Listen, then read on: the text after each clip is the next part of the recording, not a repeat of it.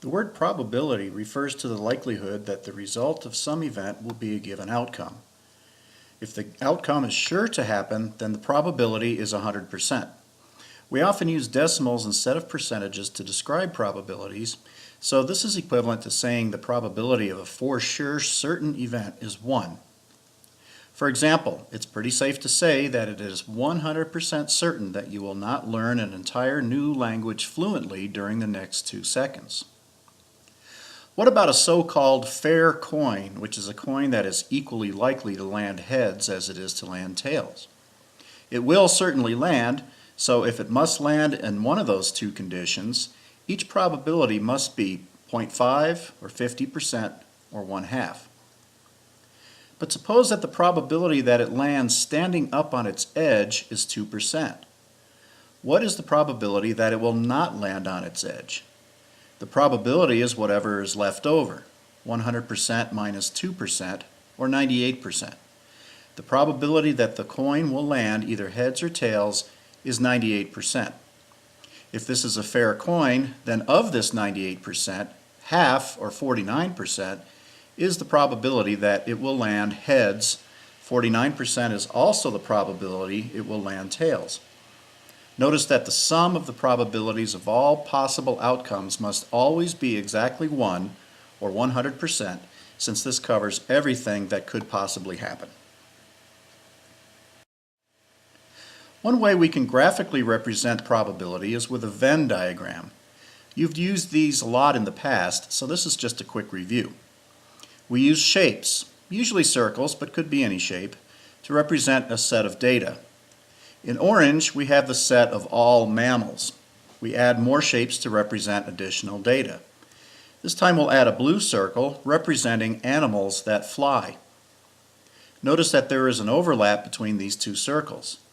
This region represents the members of one set that are also members of the other set.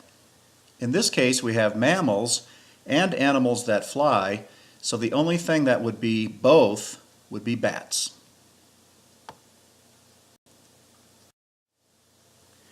We can use a Venn diagram to illustrate some basic concepts of calculating probabilities. Here we have a classroom with 20 students. The red box contains the 9 students who are in band. In the green box, we have the 4 yearbook club students, and in blue we have 3 football players. This leaves 6 students not involved in any activities. If we were to ask a randomly selected student to stand up, what is the probability that the student is in band?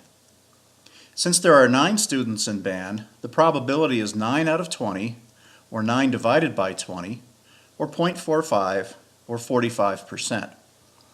We use the notation P of B to mean the probability of B. We have 4 students in yearbook, so this is 4 out of 20, 1/5, 20%. There are 3 football players, and 3 out of 20 gives us 15%. Then we have the 6 that are not in any activities. 6 out of 20 is 30%. But wait, this adds up to 110%.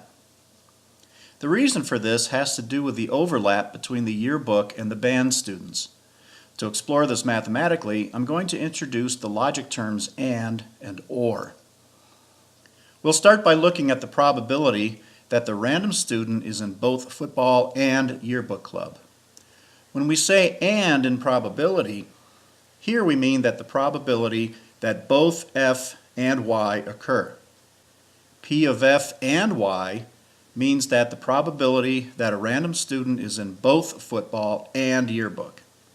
And is really the intersection, which in this case happens to be 0% since football and yearbook don't overlap at all. This means that there is no chance that a randomly selected student will be in both football and yearbook. Looking at our diagram, this should be pretty clear.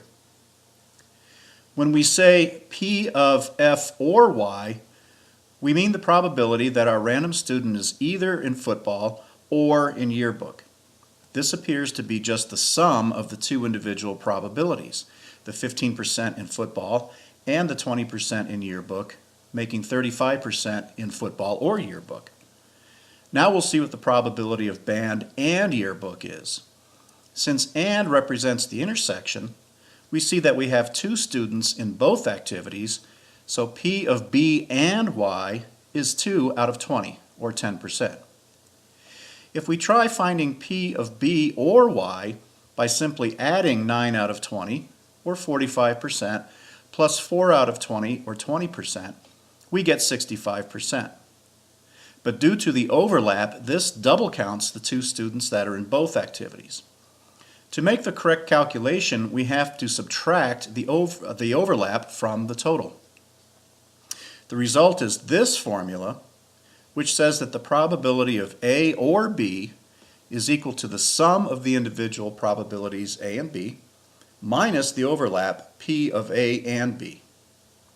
We can look at our 2 scenarios now with this formula and see how it works in both cases. Without overlap, as in P of F or Y, where we subtract 0, and with overlap in the case of P of B or Y, where we subtract the overlap. Another kind of diagram is the tree diagram. A tree diagram works best when there is no overlapping of outcomes, as with Venn diagrams. We start with an event and branch off to the possible outcomes. Here we have a fair coin toss. We expect that half of the time, 0.5, we get heads, leaving 0.5 for tails. We're not including the edge this time. Now, regardless of which way the coin ended up, we will flip it again. This time, too, we have equal chances, 50-50, of getting heads or getting tails. Notice that each time the tree branches, the probability of the branches have to add up to 1. We can find the probability of any one outcome by multiplying the probabilities along all the branches leading from the start to the event we're interested in. In this diagram, no matter which outcome in blue we choose, the probability is 0.5 times 0.5, or 25%. Let's look at a similar tree diagram that's not quite so symmetrical, which should help illustrate how tree diagrams are used. You play goalie on the soccer team, but another player also plays goalie. You have 2 coaches, Sam and Alex, who decide who plays what position during any given game. Sam coaches 60% of the time, and Alex coaches the remaining 40% of the time. Sam thinks both of you play goalie well, so he just flips a coin before each game and decides who to play that way. So with Coach Sam, you have a 50-50 chance of playing goalie. Coach Alex, on the other hand, doesn't think you are all that good, and so you only have a 30% chance to play goalie when he coaches. The other 70% of the time, the other goalie plays. So Sam coaches 60% of the time, and of that time, 50% of the time you play goalie. That amounts to 0.6 times 0.5, which is 0.3, or 30%. But Alex coaches 40% of the time, and of that time, you play goalie only 30% of the time, for a total of 0.4 times 0.3, or 12%. So overall, you have a 30% plus 12%, or 42% chance to play goalie, 58% chance not to. Notice that all possible outcomes total 1, or 100%, as they should.